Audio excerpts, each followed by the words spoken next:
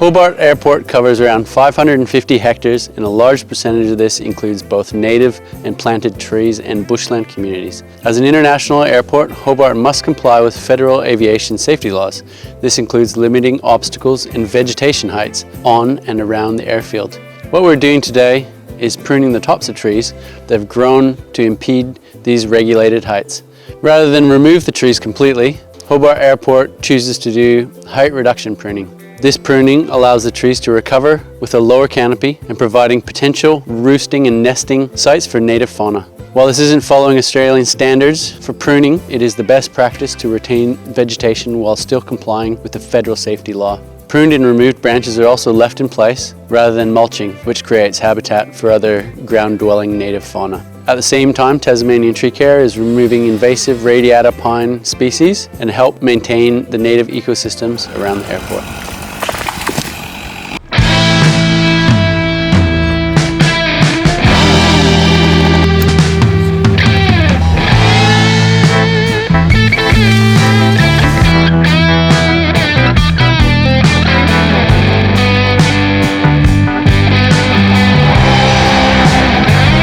The airport has really strict rules about how high vegetation can be, varying proximities to the runway strip. We've been contracted to come in and take the height out of trees, stepping back into the bush.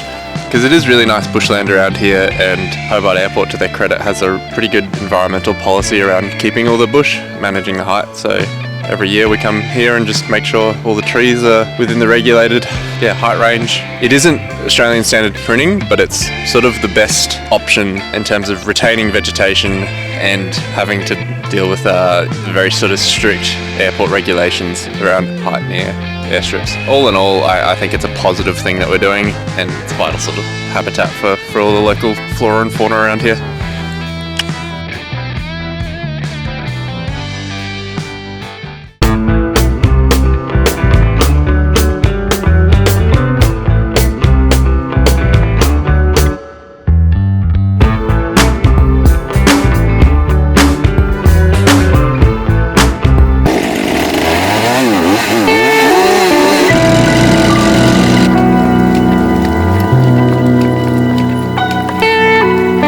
Today, just doing the last few of the trees at the Hobart Airport.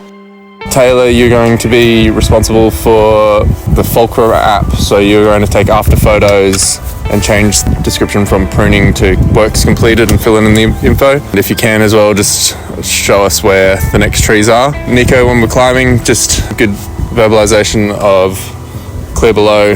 Marcio, that goes for you too. So one of the big risks of today is we'll be felling the heads out of trees into potentially other trees or into the canopy below. It can have a knock-on effect of other branches getting hung up and falling out. So you do need to be like tree lengths clear of the tree that we're climbing. If you're falling it into another tree, that piece can actually fall back into you. So you really want to avoid that. Make sure it's going to go down to the ground basically. We're going to work within our zone in the trees basically next to the airside. We won't walk out into this field in between the airstrip. We'll just stay in the bush section here.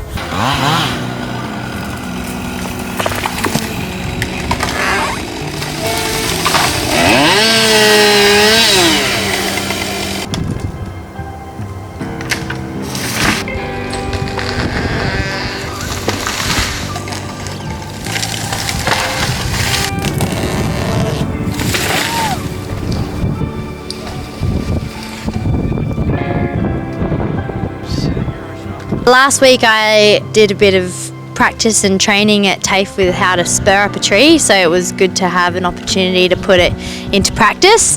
It's a bit spooky. The trees are a bit skinnier and a bit smoother, and in terms of like work positioning and actually cutting off some sections of the tree all combined makes for a very exhilarating climb.